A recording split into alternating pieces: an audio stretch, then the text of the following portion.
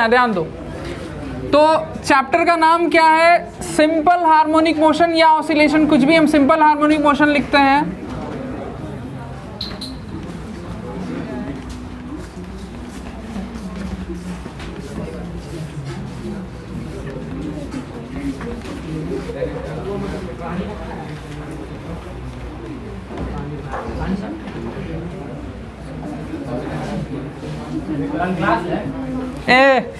बैठो चुपचाप से, हल्ला कर रहा है।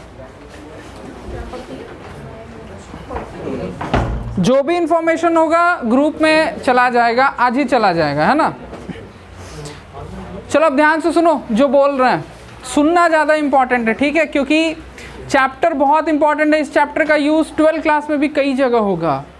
मान के चलो कि जेई में अगर इससे डायरेक्ट क्वेश्चन पूछा तो ठीक है, अगर डायरेक्ट क्वेश्चन नहीं भी पूछता है तो भी इसके एप्लीकेशन से क्वेश्चन पूछता है ना। अब थोड़ा ध्यान देना, 2-3 बात हम लोग यहाँ पे समझेंगे। सबसे पहला हम बस एक पैरा के रूप में लिखा देंगे, ठीक है, छोटा छोटा चीज़ है समझना। पहला चीज़ क्या होता है? पीरियोडिक मोशन, पहला टर्म, एक एक छोटा छोटा टर्म समझेंगे हम लोग। पीरियोडिक मोशन, और गप बात उतनी करना है, ठीक है, थोड़ा हम स्पीड से चलेंगे। पीरियोडिक मोशन क्या होता है? अगर कोई भी ऑब्जेक्ट अपने मोशन को बार बार रिपीट करे तो वैसे मोशन को पीरियोडिक मोशन कहते हैं। जितने समय के बाद वो अपने मोशन को रिपीट करता है उसको उसका टाइम पीरियड कहते हैं। बहुत छोटा सा बात है, ठीक है। जैसे अर्थ सन के चारों तरफ घूमती है ऐसे ऐसे करके, अपने मोशन को बार बार रिपीट करती है, तो वो एक पीरियोडिक मोशन कर रही होती है। और जितने समय में, जो समय ऑलमोस्ट 365 to 366 डेज जो लेती है एक रोटेशन करने में, अपने मोशन को रिपीट करने में, उसको उसका टाइम पीरियड कहते हैं। ऐसे मोशन को पीरियोडिक मोशन कहते हैं, पीरियोडिक मोशन कहते हैं, ठीक है। अब देखो, एक ऐसा पीरियोडिक मोशन जो किसी एक पॉइंट के about to and fro motion हो। जैसे सपोज करो कि अगर कोई भी एक ऑब्जेक्ट है जो एक लाइन में इस पॉइंट के about to and fro motion कर रहा है, मतलब एक बार ऑब्जेक्ट इधर जा रहा है, फिर इधर आ रहा है, फिर इधर जा रहा है, फिर इधर आ रहा है, तो अगर एक पॉइंट के about to and fro motion हो तो ऐसे पीरियोडिक मोशन तो ये भी है ना, अपने मोशन को रिपीट कर रहा है, तो ऐसे पीरियोडिक मोशन को कहते हैं ऑसिलेटरी मोशन या ऑसिलेशन बोलेंगे। ये जो पार्टिकल ऑसिलेशन कर रहा है या ये ऑसिलेटरी मोशन कर रहा है, तो ऑसिलेटरी मोशन भी पीरियोडिक मोशन है ना। मतलब हर तरह का ऑसिलेटरी मोशन पीरियोडिक मोशन होता है, लेकिन हर पीरियोडिक मोशन ऑसिलेटरी मोशन नहीं होता है।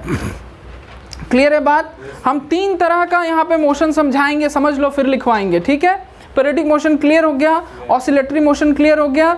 अगर ऑब्जेक्ट का ऑसिलेशन का फ्रीक्वेंसी कम है, धीरे धीरे ऑसिलेट कर रहा है, तो इसको ऑसिलेशन कहते हैं, और फास्ट ऑसिलेट करता है तो इसको वाइब्रेशन कह दिया जाता है। एक्चुअली साइंटिफिकली दोनों वर्ड में कोई खास डिफरेंस नहीं है। ऑसिलेशन को वाइब्रेशन भी कहा जाता है, वाइब्रेशन को ऑसिलेशन भी कहा जाता है, लेकिन इन जनरल जैसे पेंडुलम धीरे धीरे ऑसिलेट करता है तो उसको बोलते हैं ऑसिलेशन। और गिटार का जो वायर होता है, स्ट्रिंग जो होता है, वो स्पीडली वाइब्रेट करता है तो उसको ऑसिलेशन नहीं कह के वाइब्रेशन कह दिया जाता है। बस ये सिंपल सा डिफरेंस है, ठीक है। अब जो सबसे इंपॉर्टेंट टाइप आता है, समझना, यहाँ तक क्लियर है? पीरियोडिक मोशन को हार्मोनिक मोशन भी कहते हैं, ठीक। अब सबसे इंपॉर्टेंट बात आता है सिंपल हार्मोनिक मोशन। काम करते हैं, पहले इन दोनों का डेफिनेशन लिख लेते हैं, फिर उस पर आते हैं। डेफिनेशन लिखो, है ना।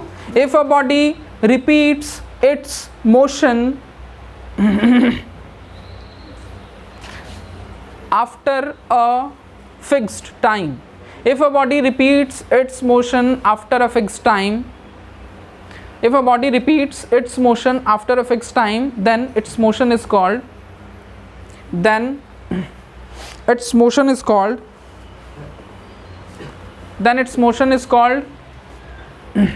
periodic motion.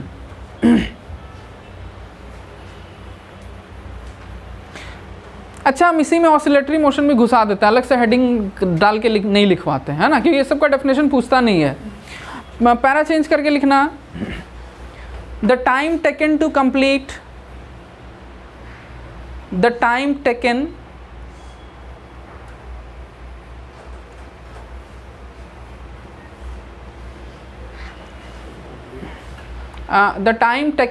Bye the object, complete लिख दे क्या? अच्छा, तो ठीक है, लिख दो, the time taken to complete one oscillation आराम से आराम से। The time taken to complete one oscillation is called the time period, is called the time period of the object. One oscillation मतलब one complete rotation, time period, full stop, खत्म। अब चलो heading डाल के ही लिख लो, oscillatory motion, oscillatory motion.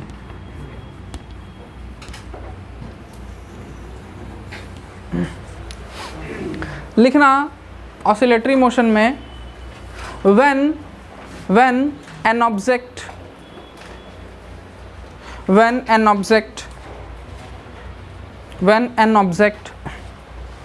performs to and fro motion, when an object performs to and fro motion, to and fro motion about a fixed point, about a fixed point, about a fixed point. When an object performs to and fro motion about a fixed point, हाँ ठीक है, हम बता रहे हैं, about a fixed point, then its motion is called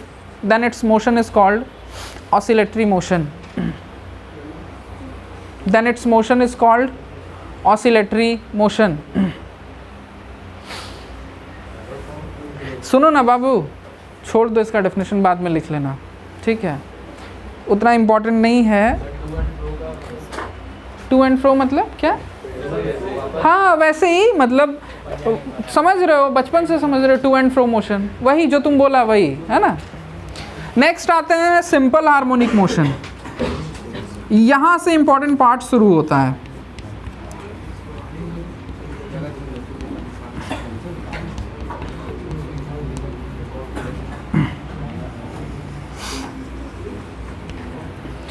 पहले समझ लेना, उसके बाद डेफिनेशन लिखना, समझना बहुत ज़रूरी सिंपल हार्मोनिक मोशन को, ठीक है, ध्यान से जी, पहले समझ लो, तुम लोग लिखने ही में बिजी रहता है। एक ऐसा ऑसिलेटरी मोशन, ठीक है, ऊपर मिटाते हैं हम चीज़ों को। सिंपल हार्मोनिक मोशन क्या है? एक स्पेशल टाइप का ऑसिलेटरी मोशन है। ऑसिलेटरी मोशन मतलब समझ में आ गया, टू एंड फ्रो मोशन। एक ऐसा ऑसिलेटरी मोशन है, जैसे सपोज करो एक ऑब्जेक्ट जो है, एक लाइन है, इस लाइन में इस पॉइंट के अबाउट एक object to and fro motion कर रहा है। ऑब्जेक्ट यहाँ से यहाँ आता है, फिर यहाँ आता है, फिर यहाँ आता है, ऐसे मोशन कर रहा है। एक ऐसा ऑसिलेटरी मोशन जिसमें ऑब्जेक्ट का एक्सेलरेशन, उसके ऑब्जेक्ट का एक्सेलरेशन या ऑब्जेक्ट पे लगने वाला फोर्स, बहुत ध्यान से सुनना, ये सेंटेंस जो हम बोल रहे हैं डेफिनेशन बड़ा सा लिखवाएंगे, मतलब जो बोल रहे हैं एग्जैक्टली वही लिखा देंगे, लेकिन ये डेफिनेशन बहुत इंपॉर्टेंट है, यही सिंपल हार्मोनिक मोशन को डिफाइन करता है ना, ध्यान से सुनना। ऐसा ऑसिलेटरी मोशन जिसमें ऑब्जेक्ट पे लगने वाला फोर्स या ऑब्जेक्ट में होने वाला एक्सेलरेशन, अगर ऑब्जेक्ट के डिस्प्लेसमेंट के प्रोपोर्शनल हो, यानी अगर ऑब्जेक्ट, देखो हम क्या करते हैं, ये जो बीच वाला पॉइंट होता है जिसके about to and fro motion होता है, हम इसको ओरिजिन मान लेते हैं, सारा चीज़ यहीं से मेजर करते हैं, और इसको मीन पोजीशन या इक्विलिब्रियम पोजीशन या सेंटर ऑफ ऑसिलेशन कहते हैं, ठीक है, मीन पोजीशन, इक्विलिब्रियम पोजीशन या सेंटर ऑफ ऑसिलेशन कहते हैं। अब देखो होता क्या है, ऑब्जेक्ट अगर यहाँ पे है सपोज, तो इस पे कुछ फोर्स लग रहा होगा और इसमें इसका कुछ एक्सेलरेशन भी होगा। ऑब्जेक्ट जब यहाँ पे आ गया तो इस पे लगने वाला फोर्स बड़ा हो जाता है और इसका एक्सेलरेशन भी बढ़ जाता है। ऑब्जेक्ट जब यहाँ पे आ जाता है तो इस पे लगने वाला फोर्स और बड़ा हो जाता है और इसका एक्सेलरेशन भी और बड़ा हो जाता है। मतलब एक्सेलरेशन या फोर्स जो भी बोलो डायरेक्टली प्रोपोर्शनल होता है डिस्प्लेसमेंट के। मीन पोजीशन से ऑब्जेक्ट जितना डिस्प्लेस्ड, उस पे जो फोर्स लग रहा होता है वो उतना ज़्यादा होता है और उसका एक्सेलरेशन भी उतना ज़्यादा होता है। पहला बात समझ में आ गया। दूसरी बात, कि ऑब्जेक्ट का एक्सेलरेशन उसके डिस्प्लेसमेंट के ऑपोजिट डायरेक्शन में होता है, या ऑब्जेक्ट पे लगने वाला फोर्स उसके डिस्प्लेसमेंट के ऑपोजिट डायरेक्शन में होता है। यानी अगर ऑब्जेक्ट का डिस्प्लेसमेंट इधर है तो उसका एक्सेलरेशन और उसके फोर्स का डायरेक्शन इधर होगा। अगर ऑब्जेक्ट का डिस्प्लेसमेंट इधर है, उस पर लगने वाला फोर्स और एक्सेलरेशन का डायरेक्शन इधर होगा। अगर ऑब्जेक्ट का डिस्प्लेसमेंट इधर है तो इस पर लगने वाला फोर्स और एक्सेलरेशन का डायरेक्शन इधर होगा। डिस्प्लेसमेंट के ऑपोजिट डायरेक्शन में होता है। बात समझ में आ रहा है हम क्या बोल रहे हैं? अगर ऑब्जेक्ट का एक्सेलरेशन या फोर्स डिस्प्लेसमेंट के प्रोपोर्शनल है, डायरेक्टली प्रोपोर्शनल है, और डिस्प्लेसमेंट के ऑपोजिट है, तब उस ऑब्जेक्ट के मोशन को सिंपल हार्मोनिक मोशन कहते हैं। मतलब उस पर लगने वाले फोर्स से ही डिफाइन होता है कि वो सिंपल हार्मोनिक मोशन है कि नहीं, या उसके एक्सेलरेशन से ही डिफाइन होता है कि वो सिंपल हार्मोनिक मोशन है कि नहीं। बात समझ रहे हो? जैसे छोड़ दो, है ना, अभी हम बताएंगे, जैसे आगे बताएंगे, ठीक है।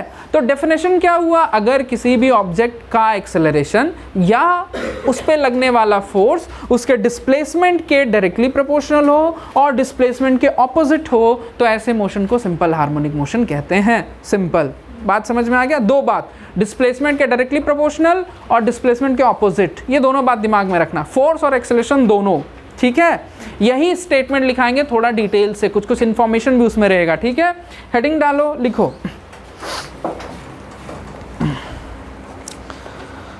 लिखना हेडिंग सिंपल हार्मोनिक मोशन डालना है, लिखना थोड़ा फटाफट लिखना, ठीक है। लिखना simple harmonic motion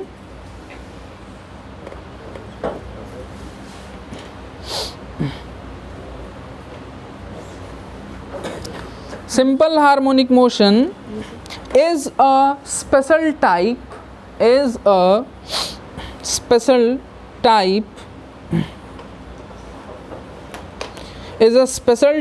of oscillation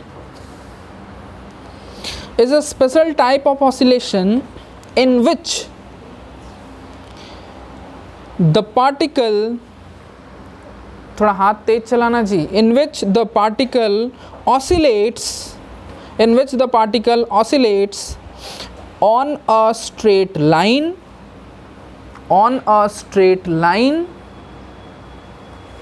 comma देना,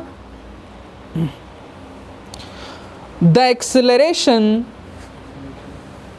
कॉमा के बाद the acceleration or force of the particle, force अगर लिखेंगे तो ऑन लिखेंगे, एक्सेलरेशन लिखेंगे तो ऑफ लिखेंगे, इसलिए हम दोनों रखे हुए हैं, ठीक है। तो of the particle is always directed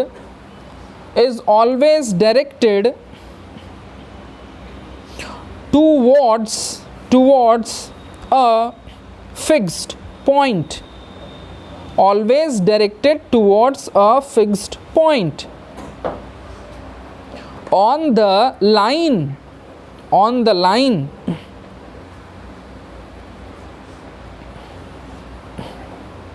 comma देना, its magnitude is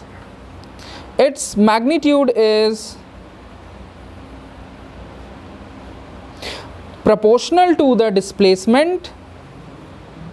Its magnitude is proportional to the displacement of the particle from this point and it is opposite to the displacement, proportional to the displacement and it is opposite to the displacement. Definition पूछेगा नहीं जी, definition पूछता नहीं है, फिर भी पूछे तो खाली दो बात लिख देना। ये बड़ा बात हम ज़्यादा इन्फॉर्मेटिव रखने के लिए डेफिनेशन लिखाए हैं, दो ही बात लिख देना। इफ़ द फोर्स, तुम फोर्स पकड़ो चाहे एक्सेलरेशन पकड़ो, force is directly proportional to displacement and is opposite to the displacement. If the net force acting, अगर छोटा लिखना है तुमको, छोटा हम इसलिए नहीं लिखवाए हैं क्योंकि डेफिनेशन नहीं पूछता है, इन्फॉर्मेशन हमको ज़्यादा देना था। अगर छोटा पूछे तो सीधे लिख दो, if the net force acting on a body is directly proportional to the displacement and opposite to the displacement, then the object is called, then the motion of the object is called simple harmonic motion. सीधा सा बात है, ठीक है। अच्छा, हम लोग क्या देखें इस डेफिनेशन, अच्छा फुल पैरा चेंज करके लिख देना, the point about which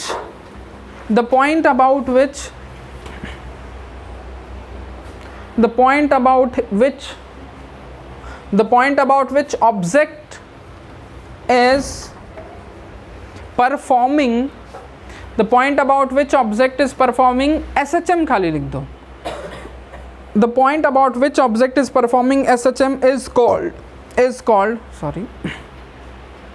called mean position, MEAN, mean position,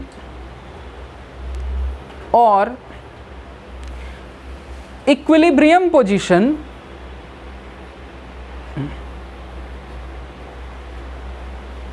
और सेंटर ऑफ ऑसिलेशन।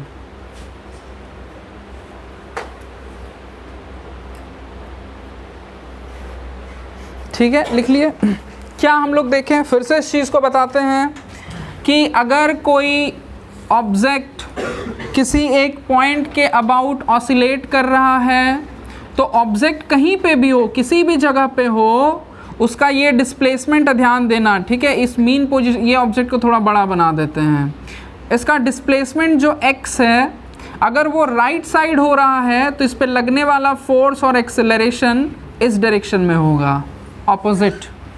पहला बात क्या देखें हम लोग कि जो एक्सेलरेशन होता है वो डायरेक्टली प्रोपोर्शनल होता है डिस्प्लेसमेंट के।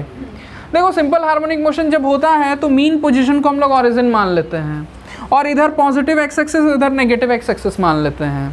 तो यहाँ से यहाँ जो डिस्प्लेसमेंट हुआ उसको एक्स से डिनोट कर सकते हैं। यहाँ पे अगर हम प्रोपोर्शनैलिटी कांस्टेंट हटा के इक्वल टू डालते हैं तो एक कांस्टेंट आता है जिसको ओमेगा स्क्वायर लिखते हैं, और यहाँ पे एक्स आ गया। सिंस अगर तुम इसको वेक्टर फॉर्म में लिखना चाहो तो यहाँ पे वेक्टर दो, यहाँ पे वेक्टर दो, यहाँ पे साइन माइनस दो, क्योंकि एक्सेलरेशन और डिस्प्लेसमेंट ऑपोजिट डायरेक्शन में होता है। अगर खाली मैग्नीट्यूड लिखना चाहो तो माइनस हटा सकते हो। अब एक्सेलरेशन को हम लोग लिख सकते हैं जी, फोर्स बाय मास लिख सकते हैं ना सत्यम। ये माइनस ओमेगा स्क्वायर एक्स होगा, एम को उधर ले जाएं, F is equal to minus m omega square x होगा। ये जो m ओमेगा स्क्वायर, इसको हम लोग k से डिनोट करते हैं। तो फोर्स का इक्वेशन क्या आ गया, फोर्स का इक्वेशन आ गया, force is equal to minus k x. अगर मैग्नीट्यूड वाइज लिखें तो हम लिख सकते हैं force is equal to k x, यानी फोर्स का जो मैग्नीट्यूड होगा, खाली उसकी बात करें तो के एक्स लिख सकते हैं। ठीक है, यहाँ पे हम लोग दो नया चीज़ देख रहे हैं, ध्यान देना, एक के एक ओमेगा। ओमेगा को हम लोग पहले भी देख चुके थे, एंगुलर वेलोसिटी बोलते हैं, लेकिन यहाँ सिंपल हार्मोनिक मोशन के केस में ओमेगा को एंगुलर फ्रीक्वेंसी कहा जाता है। हम लोग अभी इसके बारे में और थोड़ा डिटेल से पढ़ेंगे, ठीक है। अभी खाली टर्म दिमाग में रख लो, यहाँ पे ओमेगा क्या होता है, omega is called angular frequency, angular frequency, और K is called force constant और spring constant, force constant या spring constant। हम लोग spring constant पहले भी देख चुके थे।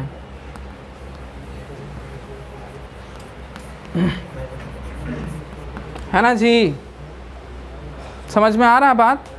तो यहाँ सबसे इंपॉर्टेंट चीज क्या है, सबसे इंपॉर्टेंट चीज है ये और ये दोनों ही सिंपल हार्मोनिक मोशन का डेफिनेशन एक तरह से देखो तो। ध्यान देना, क्लास 12th में कई सारा ऐसा क्वेश्चन है जो जेईई में पूछा है, जिसमें पूछता है कि बताओ ये ऑब्जेक्ट सिंपल हार्मोनिक मोशन कर रहा है कि नहीं कर रहा है। हम लोग तब क्या करते हैं, उस ऑब्जेक्ट पे लगने वाला नेट फोर्स निकालते हैं। अगर उस ऑब्जेक्ट पे लगने वाला नेट फोर्स डिस्प्लेसमेंट के डायरेक्टली प्रोपोर्शनल है और डिस्प्लेसमेंट के ऑपोजिट है तो हम बोल देते हैं ऑब्जेक्ट सिंपल हार्मोनिक मोशन कर रहा है। तो यही डिफाइनिंग इक्वेशन है कि फोर्स डिस्प्लेसमेंट के प्रोपोर्शनल होना चाहिए और फोर्स और डिस्प्लेसमेंट ऑपोजिट होना चाहिए। माइनस साइन क्या बताता है? ये दोनों वेक्टर ऑपोजिट है। बात समझ में आ गया? फटाफट कॉपी करो।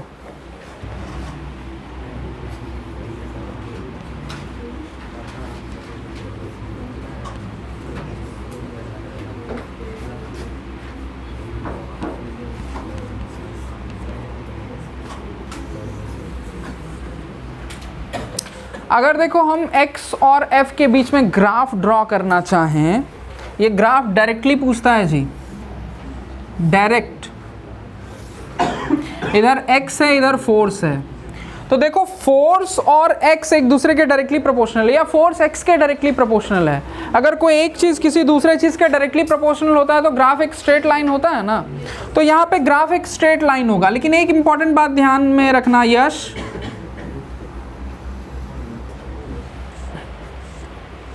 एक बात क्या ध्यान में रखेंगे, देखो फोर्स डिस्प्लेसमेंट के ऑपोजिट होता है। यानी अगर डिस्प्लेसमेंट पॉजिटिव है तो फोर्स नेगेटिव है, और अगर डिस्प्लेसमेंट नेगेटिव है तो फोर्स पॉजिटिव डायरेक्शन की तरफ है। बात समझ रहे हो? यहाँ पे देखो अगर तुम्हारा डिस्प्लेसमेंट ये x अगर नेगेटिव है, किसी नेगेटिव डिस्प्लेसमेंट पे जो फोर्स होगा वो पॉजिटिव होगा। समझ रहे हैं बात को? अगर हम यहाँ पे फोर्स निकालना चाहेंगे तो ग्राफ पे आएंगे और इस जगह पे आएंगे, ये उस जगह का फोर्स को बता देगा पॉजिटिव है। अगर मेरा डिस्प्लेसमेंट हम पॉजिटिव लेते हैं तो पॉजिटिव डिस्प्लेसमेंट का फोर्स नेगेटिव हो जाएगा, है ना। तो इसलिए ये ग्राफ एक्सप्लेन करता है इसको। नहीं समझा ब्रजेश? क्या एक बार और समझाएं? देखो जैसे सपोज करो बाबू, इस साइड में हम पॉजिटिव क्वांटिटी लिखते हैं ना, मतलब इस साइड में हम 1 2 ऐसे लिखते हैं और इस साइड में -1 -2 लिखते हैं। इस साइड में मान लो 1 2 3 4 ऐसे लिखे, इस साइड में -1 -2 -3 -4 ऐसे लिखे, ठीक है। अब देखो अगर हम ये जानना चाहें कि जब डिस्प्लेसमेंट +4 है तो फोर्स कितना होगा, तो डिस्प्लेसमेंट +4 है तो यहाँ से हम इस ग्राफ पे आएंगे, यहाँ से यहाँ पे आएंगे तो फोर्स मेरा -2 होगा। समझ रहा है बात को?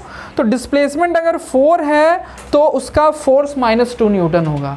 Displacement positive, force negative. अगर हम डिस्प्लेसमेंट -4 लेते हैं तो इससे ग्राफ पे आएंगे और यहाँ से फोर्स वाले लाइन में आएंगे, डिस्प्लेसमेंट देखो 2 हो रहा है, यानी अगर फोर्स 2 हो रहा है, डिस्प्लेसमेंट -4 है तो फोर्स पॉजिटिव हो जा रहा है। अच्छा, ग्राफ में ये समझता है कैसे पढ़ा जाता है इन सब चीज़ों को? नहीं समझा तो फिर पूछ लेना। अच्छा बोलो, स्प्रिंग से एक ऑब्जेक्ट कनेक्टेड है, बहुत ध्यान से देखना, work energy power, work energy, conservation of energy यहाँ पे यूज़ होगा। एक ऑब्जेक्ट है, हम क्या करते हैं इस पर एक मुक्का मार देते हैं, इससे इसको एक वेलोसिटी दे देते हैं, है ना। सपोज यहाँ पे इसको वेलोसिटी मिल गया v, ये थोड़ा सा जो है सो स्ट्रेच हो जाएगा। सपोज ये यहाँ स्ट्रेच होके यहाँ पे आ गया, है ना। इसमें इस पोजीशन से जो स्ट्रेच आया, हम लोग पहले जब इस चीज़ को पढ़े थे तो x लिखते थे, हम यहाँ पे a लिख देते हैं, ठीक है। मैक्सिमम जो स्ट्रेच इस पे आया, ठीक है, मतलब जैसे इसको मुक्का मारे ये यहाँ से थोड़ा सा ऐसे स्ट्रेच हुआ, किसी भी टाइम में जो इसमें स्ट्रेच आता है उसको x से डिनोट कर रहे हैं, लेकिन जो मैक्सिमम स्ट्रेच आया उसको a से डिनोट कर दिए हैं, ठीक है। अब फिर क्या होगा, ये यहाँ से फिर से वापस आएगा, इस पॉइंट पे आएगा और फिर यहाँ से इधर आ जाएगा, फिर यहाँ से कुछ ऐसे यहाँ आ जाएगा। ये मैक्सिमम जहाँ कंप्रेस हुआ, इसके मैक्सिमम कंप्रेशन को A लिख रहे हैं।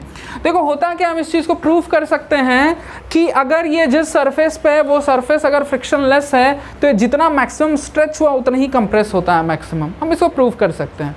अब देखो समझना थोड़ा सा बात को, अगर हम यहाँ पे इसको v वेलोसिटी दे देते हैं, ठीक, तो यहाँ पे इसमें एक काइनेटिक एनर्जी मिल जाता है, फिर ये धीरे धीरे स्ट्रेच। अब देखो सिस्टम जो है, सिस्टम में स्प्रिंग है, ऑब्जेक्ट है, तो इस सिस्टम में खाली इसके पास काइनेटिक एनर्जी, स्प्रिंग का काइनेटिक एनर्जी होता नहीं है, हम लोग पहले भी बात कर चुके हैं, क्योंकि ओवरऑल स्प्रिंग एक जगह से दूसरी जगह नहीं जाता है।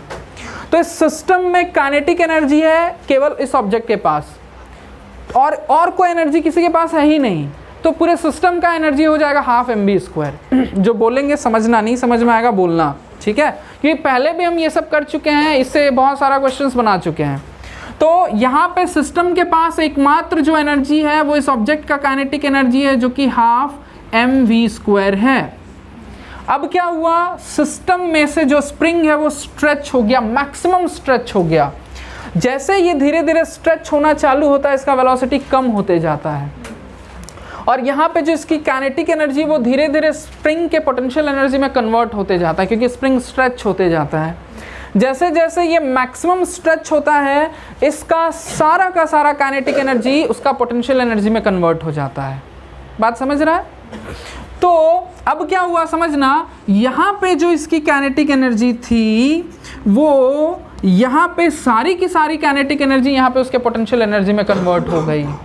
अगर स्ट्रेच x होता है तो तुम लोग को याद होगा स्प्रिंग का पोटेंशियल एनर्जी का फॉर्मूला एग्जाम में पूछा गया था, टेस्ट में, हाफ kx², लेकिन मैक्सिमम स्ट्रेच हो रहा है तो यहाँ पे a² लिख रहे हैं। ठीक है, समझ रहे हो बात को गिरी?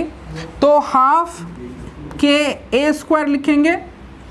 एक और इम्पॉर्टेंट बात ध्यान देना, जब कोई भी ऑब्जेक्ट इस तरह से स्प्रिंग से बंधा हुआ हो, ये जब इधर जा रहा हो तो इस पे लगने वाला फोर्स इधर होता है। और हम लोग स्प्रिंग फोर्स के बारे में भी पढ़े थे कि स्प्रिंग फोर्स जो होता है वो x के डायरेक्टली प्रोपोर्शनल होता है, डायरेक्टली प्रोपोर्शनल टू x होता है डिस्प्लेसमेंट के, और डिस्प्लेसमेंट के ऑपोजिट होता है। हम जितना ज़्यादा स्ट्रेच करेंगे स्प्रिंग उतना ज़्यादा फोर्स लगाएगा, ये जितना डिस्प्लेस होगा स्प्रिंग उतना फोर्स लगाएगा, और डिस्प्लेसमेंट इधर होगा तो स्प्रिंग फोर्स इधर होगा, और अगर हम इसको इधर दबाएंगे तो स्प्रिंग फोर्स इधर लगेगा, डिस्प्लेसमेंट इधर, स्प्रिंग फोर्स इधर। तो सिंस हम इसके फोर्स को लिख सकते हैं F = -kx, लिखे भी थे हम लोग, न्यूटन्स लॉज ऑफ मोशन में पढ़े भी थे। तो सिंस स्प्रिंग फोर्स इस तरह का फोर्स होता है जो कि डिस्प्लेसमेंट के डायरेक्टली प्रोपोर्शनल होता है, डिस्प्लेसमेंट के ऑपोजिट डायरेक्शन में होता है, इसीलिए ये ऑब्जेक्ट जो स्प्रिंग से बंधा हुआ होता है ये सिंपल हार्मोनिक मोशन करता है। ठीक है, कोई भी ऑब्जेक्ट जब सिंपल हार्मोनिक मोशन करता है, मान लो इसको एक मुक्का दे दिए, यहाँ आता है, ऐसे होता है, ऐसे ऐसे ऐसे ऐसे होते जाता है। अगर ये जिस सरफेस पे ऑसिलेट कर रहा है वो फ्रिक्शन लेस है तो ऐसे सिंपल हार्मोनिक मोशन करते जाता है, करते जाता है। मैक्सिमम जितना दूर तक ये जाता है उसको हम लोग कहते हैं एम्पलीट्यूड, एम्पलीट्यूड ऑफ SHM। ठीक है, आगे हम डिफाइन भी कराएंगे। तो अगर एम्पलीट्यूड निकालने बोले तो हम यहाँ के काइनेटिक एनर्जी को यहाँ इस सिचुएशन के पोटेंशियल एनर्जी से कंपेयर कर देंगे, इस तरह से हाफ हाफ कट जाएगा जी। हमको चाहिए A, तो A² = mv² k हो जाएगा, तो A ये हो जाएगा। ये स्प्रिंग के सिचुएशन में। लेकिन अगर स्प्रिंग ना हो, कोई ऑब्जेक्ट सिंपली अगर ऐसे सिंपल हार्मोनिक मोशन कर रहा हो और तुमको बोले कि ऑब्जेक्ट का मीन पोजिशनल वेलोसिटी v है, बताओ उसका एम्पलीट्यूड कितना होगा, तो भी हम ये यूज़ कर सकते हैं, यहाँ का काइनेटिक एनर्जी यहाँ के पोटेंशियल एनर्जी के बराबर हो जाता है। बात समझ रहे हो? तो हम यहाँ पे भी वही चीज़ यूज़ कर सकते हैं, half mv² = half kx²। a लिखते हैं क्योंकि यहाँ पे a है, a निकाल देते हैं। बात समझ में आया क्या कर रहे हैं? ठीक है जी, समझ रहा है? ऑन समझा ब्रजेश? इसको कॉपी करो, इसको छोड़ दो।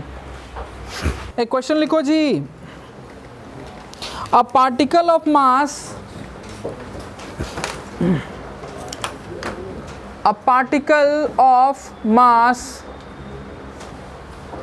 0.5 kg, a particle of mass 0.5 kg, 0.5 kg executes a SHM, simple harmonic motion, SHM खाली लिख दो, a SHM under a force F is equal to -50x. Under a force F is equal to -50x, full stop. If it crosses the center of oscillation, if it crosses the center of oscillation with a speed of 10 meter per second, comma देना, find the amplitude of the motion, find the amplitude of the motion. Direct formula भी use कर सकते हो, चाहे formula याद नहीं रहता है जनरली तो ये चीज़ यूज़ करना और यहाँ से निकालने का आदत डालना तो अच्छा रहेगा। बहुत फार्मूला याद करना पड़ता है ना। तो देख लो, मतलब मीन पोजीशन का काइनेटिक एनर्जी, एक्सट्रीम पोजीशन का पोटेंशियल एनर्जी, दोनों को इक्वेट कर देना है। तो उस चीज़ को दिमाग में रखना। बनाओ, तुरंत बनाओ।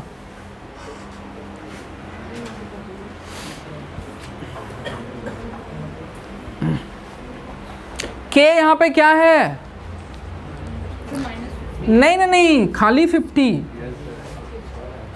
माइनस के एक्स होता है फोर्स का फॉर्मूला। तो माइनस तो फॉर्मूला में है ऑलरेडी। फॉर्मूला क्या होता है जी? फॉर्मूला होता है F equal to minus k x. तो के जगह पे क्या है? 50। हाँ बिल्कुल, आंसर 1 है। Equation of motion in simple harmonic motion. Equations of motion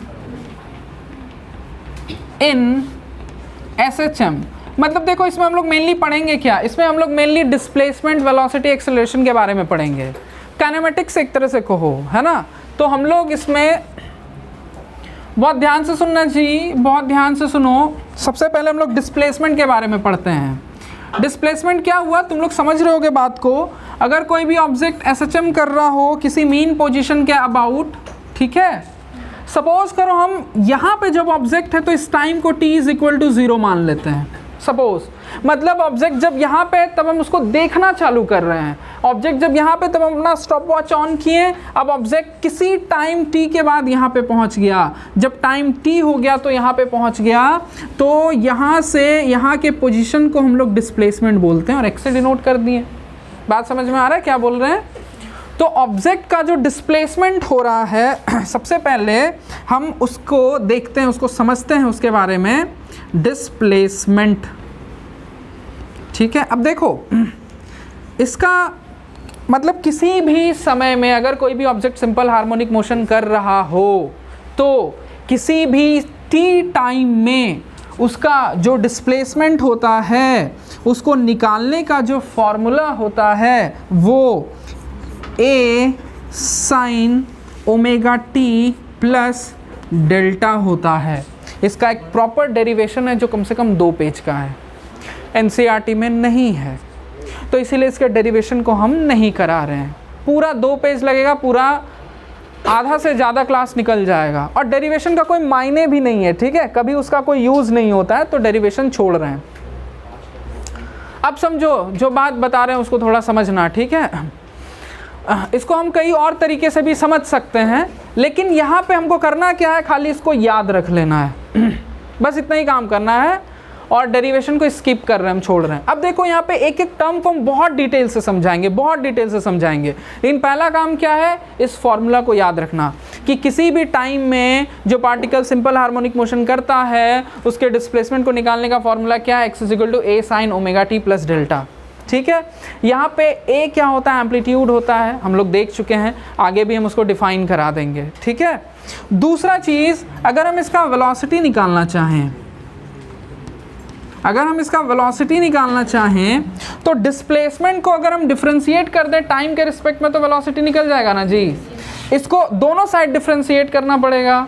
इधर डिफरेंशिएट करेंगे वेलोसिटी आएगा, इधर डिफरेंशिएशन करेंगे, ये कांस्टेंट है तो a का a हो जाएगा, साइन थीटा का कॉस थीटा होता है तो cos omega t plus delta, और कुछ इनटू ओमेगा भी करना पड़ेगा, पता है ना कि बताना पड़ेगा। तो वो इनटू ओमेगा जो कि उस ओमेगा को आगे लिख देते हैं क्योंकि कांस्टेंट है। तो वेलोसिटी का ये एक फॉर्मूला आ जाता है। ये दोनों फॉर्मूला रटा हुआ होना चाहिए जी। नेक्स्ट थोड़ा समझो बात को, ये जो चीज़ है ये साइन थीटा है, ये साइन थीटा है, मतलब अंदर में जो भी है, सॉरी कॉस थीटा है, साइन थीटा बोल रहे हैं, कॉस के अंदर में जो भी चीज़ उसको थीटा समझ के रखो। कॉस थीटा को लिख सकते हैं 1 minus sine square theta under root, क्योंकि साइन है ना, sine square theta plus cos square theta is equal to 1 होता है ना जी। तो साइन स्क्वायर थीटा को हम लिख सकते हैं 1 माइनस कॉस स्क्वायर थीटा, तो साइन थीटा को लिख सकते हैं इसका root 1 minus cos square theta का रूट। कोई दिक्कत तो नहीं है इसमें, हाँ। तो देखो हम इसको ऐसे लिख सकते हैं, यहाँ पे जो वेलोसिटी है इस वेलोसिटी को ऐसे लिख सकते हैं, बहुत ध्यान से देखना, a रह गया, ओमेगा रह गया, कॉस को लिख देते हैं root under 1 minus sine square omega t plus delta, लिख दिए। अब देखो हम कर क्या रहे हैं, ये जो पूरा टर्म है ना, इस टर्म को हम a स्क्वायर से मल्टीप्लाई और a स्क्वायर से डिवाइड कर रहे हैं। डेरिवेशन खाली समझो, याद रखने का ज़रूरत नहीं है। मतलब कुछ ऐसा काम हो रहा है, देखना, मान लो x प्लस वाई है ना, इसको सपोज करो हम 2 से मल्टीप्लाई 2 से डिवाइड कर दे रहे हैं, तो हम इसको लिख सकते हैं 2x प्लस 2y बाई 2, ऐसे लिख सकते हैं ना। देखते चलना, देखते चलना, समझ रहा है। अब देखो अंश समझ रहा है बाबू। अब देखो हम इसको ऐसे लिख सकते हैं, मतलब ऊपर वाला जो है इसको सबसे मल्टीप्लाई कर देते हैं, मतलब क्या हो रहा है, a ओमेगा पूरा रूट है, यहाँ पे a स्क्वायर एक बार 1 से मल्टीप्लाई होगा तो a स्क्वायर आएगा, वेरी गुड, a स्क्वायर, बहुत अच्छा। और बाय में a स्क्वायर लिख दें, a स्क्वायर रूट के बाहर निकलेगा, a आएगा, a कट जाएगा, तो वेलोसिटी क्या आ जाएगा जी, omega root under a square minus a square sine square omega t plus delta. अब देखो तो ध्यान से देखना सब लोग, a square sine square omega t plus delta को ऐसे लिख सकते हैं, इस पूरे का होल स्क्वायर लिख सकते हैं ना जी। देखना नहीं समझ में आएगा तो बोल देना हमको, लेकिन अभी इस जगह पे तो हमको यहाँ पे स्क्वायर छोड़ना ही पड़ेगा। मतलब इस पूरे का, जैसे अगर मान लो x square into y square है तो इसको एक्स वाई का होल स्क्वायर लिख सकते हैं, तो उसी तरह से a sine omega t plus delta का होल स्क्वायर लिख सकते हैं, और a sine omega t plus delta तो x है, तो इसको लिख सकते हैं माइनस एक्स स्क्वायर। वेलोसिटी का एक फॉर्मूला ये भी आता है। अब देखो यहाँ इंपॉर्टेंट बात क्या है, डेरिवेशन को याद रखने का कोई ज़रूरत नहीं है, माथा खपाने का कोई ज़रूरत नहीं है। याद क्या रखना है, डिस्प्लेसमेंट का equation x is equal to a sine omega t plus delta, velocity का equation a omega cos omega t plus delta, और वेलोसिटी का ये एक दूसरा equation omega root under a square minus x square. बस ये 3 याद रख लो, ख़त्म करो कहानी, ठीक है। समझ में आया, कॉपी करो फटाफट। देखो जी, जहाँ पे हम लोग ये चीज़ लिख रहे थे ना, फोर्स वगैरह के बारे में जहाँ पे लिखे हैं, राइट साइड में तुम लोग के पास बहुत जगह होगा, वहाँ पे लिख देना इस चीज़ को कि हम लोग किए क्या हैं, हम लोग m ओमेगा स्क्वायर को k लिखे हैं, है ना। राइट साइड में कहीं पे लिख देना, यहाँ से ओमेगा स्क्वायर जो आ जाएगा वो k बाय m आएगा, तो ओमेगा जो आएगा वो k बाय m का रूट रहेगा। इन तीनों में से कोई भी एक बात याद रख लो, क्योंकि इस वाले फॉर्मूला का यूज़ बहुत ज़्यादा होने वाला है।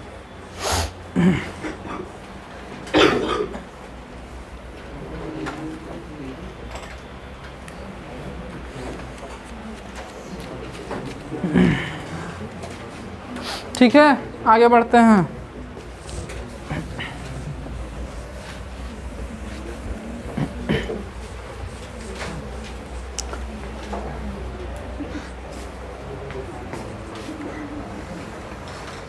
अच्छा, एक पार्ट रह गया, एक्सेलरेशन रह गया ना।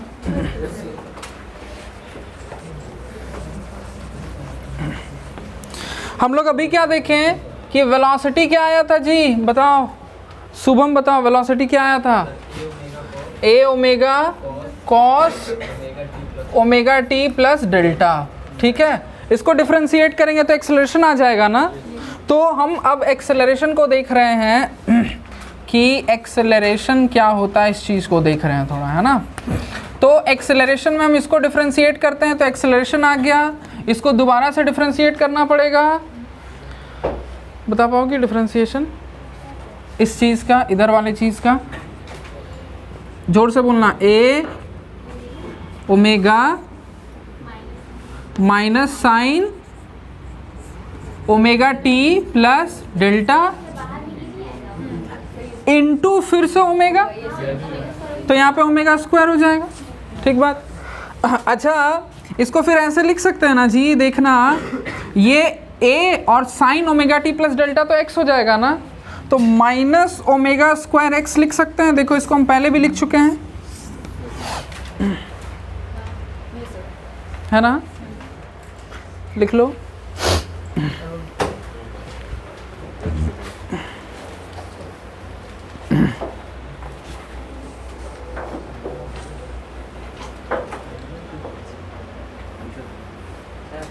हाँ बोलो बाबू।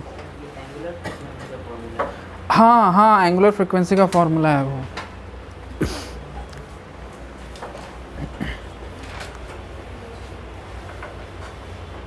ठीक है।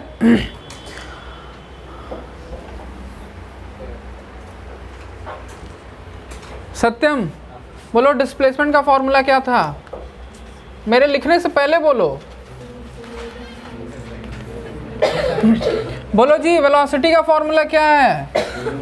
ए ओमेगा, जोर से।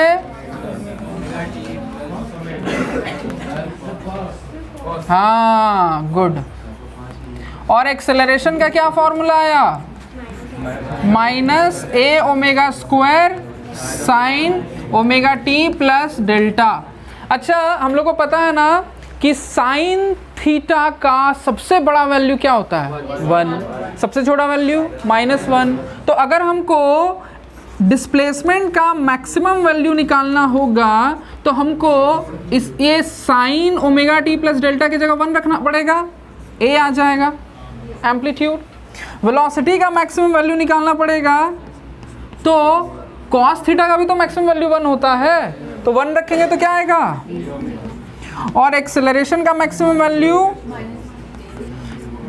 Minus a omega square. इस चीज को कहीं पे भी ऐसे लिख लो। ऊपर वाला क्यों लिखोगे? इसको तो लिखे ही हो तुम लोग, इसको लिखने का क्या जरूरत है?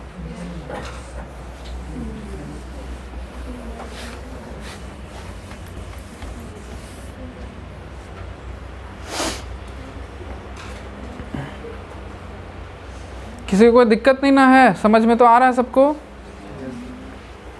इसको सिंपली हम लोग वही बोलेंगे जैसे एक्सेलरेशन वेलोसिटी ऐसे। हाँ हाँ हाँ, जैसे मतलब रोटेशन में था ना एंगुलर। नहीं नहीं नहीं, सिंपल वेलोसिटी है, सिंपल डिस्प्लेसमेंट है।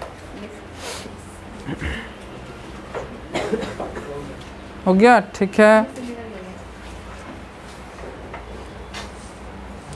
अब देखो, हम लोग अब पढ़ेंगे कुछ terms related to simple harmonic motion. Terms related to SHM। बहुत ध्यान देना। पहला जो टर्म हम लोग पढ़ रहे हैं वो होगा amplitude. It is the maximum displacement, it is the maximum displacement of the particle. It is the maximum displacement of the particle from the center of oscillation,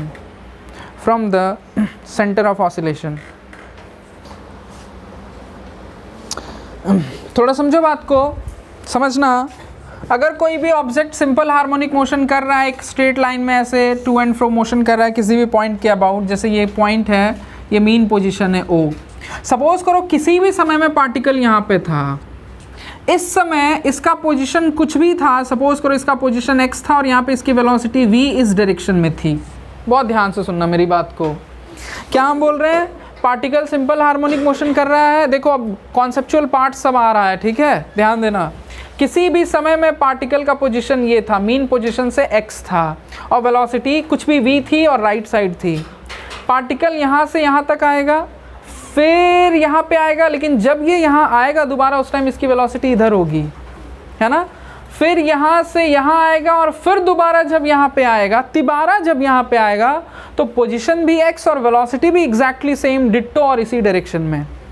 तो ऑब्जेक्ट का जब पोजीशन और वेलोसिटी सेम हो तो हम बोलते हैं object फिर से सेम स्टेटस पे पहुंच गया है ना। बात समझ रहे हो? मतलब पहले यहाँ पे जब था तो उसका पोजीशन कुछ था, वेलोसिटी भी कुछ था, मैग्नीट्यूड और डायरेक्शन दोनों में जो था, दोबारा फिर से पोजीशन वही आ जाए और वही वेलोसिटी आ जाए, मैग्नीट्यूड भी और डायरेक्शन भी, तो हम बोलेंगे फिर से उसी स्टेटस पे पहुंच गया। बात समझ में आ रहा है क्या बोल रहे हैं? फिर से उसी पोजीशन उसी स्टेटस पे पहुंच गया, वही वेलोसिटी वही पोजीशन वही वेलोसिटी का डायरेक्शन है, वही नाम वही शोहरत वही रुतबा है, स्टेटस फिर से वही हो गया, है ना। तो तब हम बोलते हैं कि पार्टिकल एक ऑसिलेशन कंप्लीट कर लिया। कुछ समय के बाद जब पार्टिकल फिर से, कुछ मिनिमम टाइम के बाद पार्टिकल जब फिर से अपने पुराने स्टेटस पे पहुंच जाए तो हम बोलते हैं एक ऑसिलेशन कंप्लीट किया। और एक ऑसिलेशन कंप्लीट होने में जो टाइम लगता है उसी को टाइम पीरियड कहते हैं। ये बात बताए हैं, ठीक है? समझ में आ गया बात? लिखो, a particle in simple harmonic SHM, सीधे लिख दो, a particle in SHM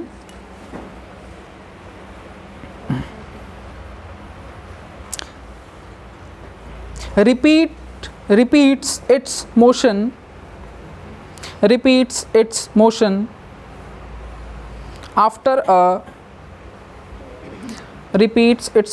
after a regular time interval, full stop.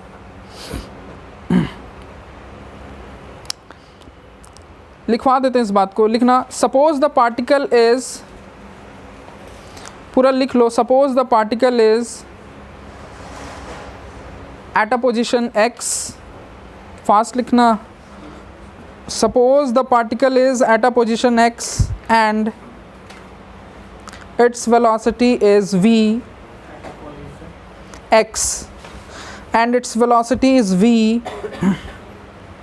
at a certain time, velocity is v at a certain time t, small t लिखना, t, full stop. After some time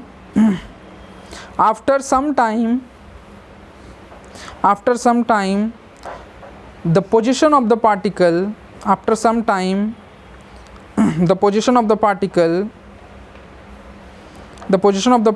will again be x and the velocity will again be v in same direction.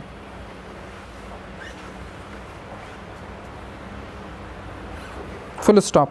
This part of the motion is called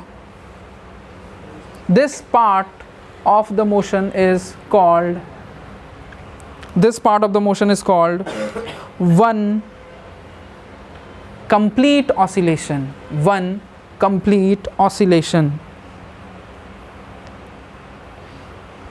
and the time taken to complete one oscillation is called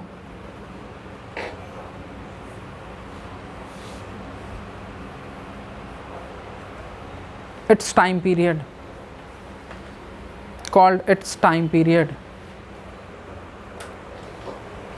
बात समझ में आ गया? वो बात नहीं लिखवाएं, लेकिन याद रखना कि जब एक ऑसिलेशन कंप्लीट होता है तो पार्टिकल फिर से अपने पुराने स्टेटस में आ जाता है। पुराना स्टेटस में आने का मतलब पोजीशन भी वही, वेलोसिटी भी वही, वेलोसिटी का डायरेक्शन भी वही, ठीक है? अच्छा, अब ध्यान देना, एक छोटा सा डेरिवेशन है, डेरिवेशन पार्ट को ध्यान में रखने का ज़रूरत नहीं है, बट यहाँ से जो डेरिवेशन से जो फॉर्मूला निकल के आता है उसको याद ज़रूर रखना पड़ेगा। हम लोग क्या देखें, ध्यान से सुनो मेरी बात को, कि अरे बबुआ अभी बता रहे हैं, देखेगा नहीं, ऐसे हाथ ऐसे ऐसे कर रहा अब फिर पूछेगा सर ये कैसे हुआ। ध्यान यहाँ दो, हम लोग जानते हैं कि डिस्प्लेसमेंट का फॉर्मूला क्या होता है, बोलो।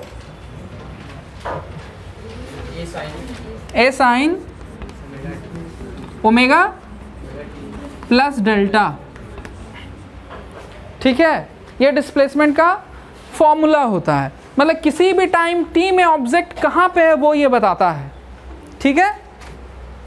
मतलब अगर कोई भी ऑब्जेक्ट सिंपल हार्मोनिक मोशन कर रहा है, ये इसका मीन पोजीशन है, तो किसी भी टी टाइम में ऑब्जेक्ट यहाँ पे है, तो इसके पोजीशन को हम इस फॉर्मूला से निकाल सकते हैं। अब ध्यान देना, बहुत इंपॉर्टेंट चीज़, ये तो कांस्टेंट होता है। एम्पलीट्यूड मतलब मीन पोजीशन से मैक्सिमम डिस्टेंस, वो तो बदलेगा नहीं, कांस्टेंट रहता है। तो x बदलता कैसे है, इसके बदलने से बदलता है, sign omega t plus delta के बदलने से बदलता है। टाइम बदलता है, टाइम बढ़ रहा होता है, ओमेगा टी बढ़ रहा होता है, ओमेगा टी बढ़ रहा होता है तो ओमेगा टी प्लस डेल्टा बढ़ रहा होता है, तो sign omega t plus delta बढ़ रहा होता है या घट रहा होता है, जो भी हो रहा होता है, चेंज हो रहा होता है। बात समझ में आ रहा है हम क्या बोल रहे हैं? देखो कॉन्सेप्चुअल चीज़ है, बहुत जगह कॉन्सेप्चुअल चीज़ है। 11-12 का साइंस फुदरू साइंस नहीं है 9-10 का, ठीक है। तुम सोचोगे कि ऑनलाइन एग्जाम में मेरा आ गया है 80-85% तो हमको सब कुछ समझ में आ जाएगा। ध्यान देना पड़ेगा और थोड़ा सा मेहनत भी करना पड़ेगा, घर में जाके रिवीजन भी करना पड़ेगा। और मतलब ऐसे बेगारी टाइप का क्लास में आके बैठ गए सब चीज़ हमको समझ में आ जाएगा, नहीं आएगा। मेहनत तुमको भी करना पड़ेगा। कितना टीचर मेहनत कर रहा है वो देख रहे हो, कितना भूख रहा है, चिल्ला रहा है, देख रहे हो, गला सूखता है, पानी कितना पी के ख़त्म कर देते हैं। चलो ठीक है, तो तुम लोग को भी मेहनत करना पड़ेगा जी, टीचर से डबल मेहनत तुमको करना पड़ेगा, क्योंकि तुमको जो प्रॉफिट मिलेगा वो टीचर को मिलने वाले प्रॉफिट का डबल से भी ज़्यादा है ना। टीचर को क्या मिलेगा लेकिन तुमको जो मिलेगा ना वो इससे बहुत ज़्यादा रहता है। चलो ध्यान देना, तुमको भी प्रॉफिट मिलेगा। इसलिए देखो बाबू, अगर तुम कोई भी मान लो आम का पेड़ लगाए, आम का पेड़ थोड़ा बड़ा हुआ, तुम काट के लकड़ी बना लिए, उसको सुलगा उलगा के आग ताप ली, प्रॉफिट तो मिला, छोटा सा प्रॉफिट मिला। थोड़ा और वेट करो, थोड़ा खाद पानी और दो, थोड़ा उसका अच्छा से सत्कार करो, उसके बाद फिर तुमको कंटिन्यूअसली आम मिलेगा। टाइम नहीं है, छोटे में पेड़ काट दोगे। सुनो मेरी बात, ध्यान से सुनो जी, देखो, हाँ बहुत ध्यान से सुनना है, कॉन्सेप्चुअल चीज़ है, मिस कर जाओगे ध्यान नहीं दोगे तो सुनो मेरी बात। हम लोग क्या देखे हैं कि x दोबारा से रिपीट होता है, कब? जब टाइम, बहुत ध्यान से देखना, अगर ये टाइम t जो है वो t प्लस कैपिटल T हो जाए, मतलब पार्टिकल शुरू में यहाँ पे था, यहाँ से इधर गया, फिर यहाँ पे आया, फिर यहाँ पे आया, तो कैपिटल T टाइम बीत गया। यानी यहाँ से यहाँ और फिर यहाँ से यहाँ आने में एक ऑसिलेशन कंप्लीट हुआ, और एक ऑसिलेशन में टाइम कितना लग रहा है? Capital T। यहाँ पे जब पार्टिकल था तो टाइम T था, मान लो 5 बजा था, और इसका टाइम पीरियड है 2 घंटा का, तो यहाँ से यहाँ आए तो 5 + 2 7 घंटा हो गया, तो अब time T plus capital T हो गया। तो जब टाइम को हम यहाँ पे T प्लस कैपिटल T कर दें, टाइम को हम यहाँ पे T प्लस कैपिटल T कर दें, तो डिस्प्लेसमेंट तो नहीं बदलेगा जी, वही का वही रहेगा। बात समझ रहे हो? पहला बात क्लियर हुआ कि टाइम अगर T और बढ़ जाए तो पार्टिकल फिर से वहीं पहुँच जाता है, डिस्प्लेसमेंट वही रहता है। और साइन फंक्शन अपना वैल्यू हर 2 पाई के बाद रिपीट करता है। पहला ये बात समझे जो हम बोले, बोलो तुम कुछ बोल रही थी। T प्लस T यहाँ पे तो प्लस हो रहा है, जैसे कि आप बोले 5 और 7, तो अगर 7 मल्टीप्लाई होगा ओमेगा से, तो ऑफ कोर्स साइन का तो हम मल्टीप्लाई नहीं कर रहे हैं, हम क्या बोल रहे हैं कि अगर टाइम पीरियड इतना और बढ़ जाए तो पार्टिकल फिर से वहीं पहुंच जाएगा। तो बढ़ाने का मतलब ऐड करना होता है, मल्टीप्लाई करना नहीं होता है। हाँ तो सर टाइम में ऐड करेंगे ना, तो टाइम का वैल्यू बढ़ेगा ना, तो ओमेगा से मल्टीप्लाई होगा। करेंगे अभी, हाँ अभी करके दिखाएंगे। हाँ तो सर साइन का वैल्यू बढ़ेगा और तो एक्स में वैल्यू बढ़ेगा ना। बिल्कुल चेंज होगा, बढ़ेगा, चाहे जो होगा चेंज होगा, है ना, बढ़ेगा ही, मतलब फिक्स नहीं रहेगा। हाँ फिक्स तो रहेगा ही नहीं, एक्स का वैल्यू फिक्स थोड़े रहता है जी, एक्स का वैल्यू तो बदलते रहता है। 2 इंपॉर्टेंट पॉइंट यहाँ पे पकड़ना है। देखो पहला पॉइंट, अगर हम टाइम में कैपिटल T बढ़ा दें तो एक्स मेरा फिर से वहीं पहुँच जाएगा जो वहाँ पे था, दिखा हम देंगे तुमको, ठीक है। दूसरी बात समझो, दूसरी बात, साइन फंक्शन अपना, देखो ये हम थ्योरी के हिसाब से बोले, जो हम थ्योरी पढ़े, टाइम पीरियड का मतलब क्या होता है, वो टाइम जिसके बीतने के बाद ऑब्जेक्ट फिर से वहीं पहुंच जाए, है ना। तो अगर t में और कैपिटल T ऐड हो जाता तो पार्टिकल का डिस्प्लेसमेंट फिर से वही हो जाएगा। थ्योरेटिकली अगर देखा जाए तो, थ्योरेटिकली अगर देखो तो, अभी हम बता रहे हैं, हम जोड़ रहे हैं उसको, ठीक है, ध्यान देना। अब हम लोग को एक बात और पता है कि साइन थीटा हर 2 पाई के बाद अपने आप को रिपीट करता है। साइन फंक्शन का ग्राफ दिमाग में है ना, कुछ ऐसे फंक्शन का ग्राफ होता है, ये 0 होता है, ये पाई होता है, यहाँ पे पाई बाई 2 होता है, यहाँ पे 3 पाई बाई 2 होता है, और यहाँ पे जी यहाँ 2 पाई और यहाँ पे 5 पाई बाई 2 होता है। साइन फंक्शन का वैल्यू देखो, पाई बाई 2 पे 1 होता है। जब पाई बाई 2 होता है तो साइन का वैल्यू 1 होता है। जब यहाँ से 2 पाई और आगे बढ़ जाए तो फिर से 1 हो जाता है। हर 2 पाई के बाद साइन फंक्शन अपने आप को रिपीट करता है। क्लियर है क्या बोल रहे हैं? अब देखो, सबसे पहला चीज़, हम दोनों बात इसको अच्छे से पकड़ना है ना, नहीं तो फिर मिस्टेक। इसको हम पहले सिंपल रहने देते हैं, sign omega t plus delta रहने देते हैं।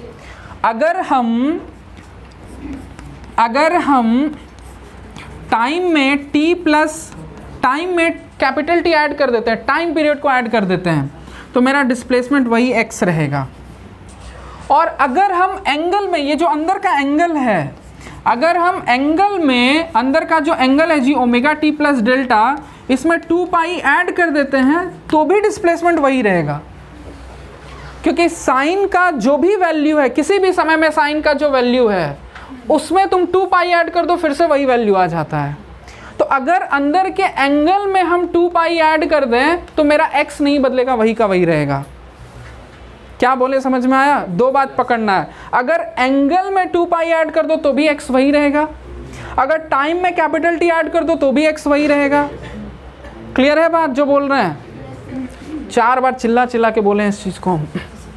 यानी हम ऐसा लिख सकते हैं कि ये दोनों इक्वल है।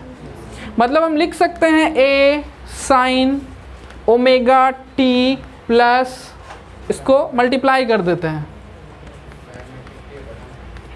Is equal to a sine omega t plus delta plus 2 pi, ऐसे लिख सकते हैं। समझ में आ रहा है बात? क्या किए, a काट दें, साइन साइन कटता नहीं है, लेकिन अगर sine a is equal to sine b है तो a is equal to b होता है। तो यहाँ पे लिख सकते हैं omega t plus omega capital T plus delta is equal to omega t plus delta plus 2 pi. कोई दिक्कत है तो बोल दो, दिक्कत है? ओमेगा टी कटा, डेल्टा कटा, omega capital T is equal to 2 pi आया, तो टाइम पीरियड का वैल्यू क्या हुआ? समझ रहे हो? तो तुमको कोई ज़रूरत नहीं है डेरिवेशन में माथा खपाने का, ये याद रख सकते हो, रख लो। दूसरी बात, ओमेगा का फॉर्मूला हम लोग लिखे ना, रूट अंडर के बाय एम। अगर यहाँ ओमेगा का वैल्यू तुम रख दो 2 पाई रूट अंडर के बाय एम, रूट के बाय रूट एम लिख सकते हैं, रूट एम को ऊपर ले जा सकते हैं, तो ये कुछ ऐसा हो जाएगा 2 pi root under m by k. Time period का एक फॉर्मूला आ जाता है, समझा? तो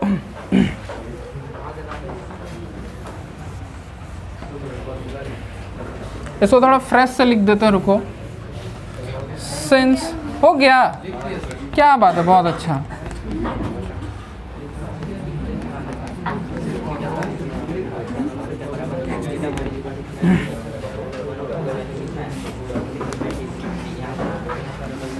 तो डेरिवेशन को मारो गोली, ये बात ज़रूर याद रख लेना, और ये भी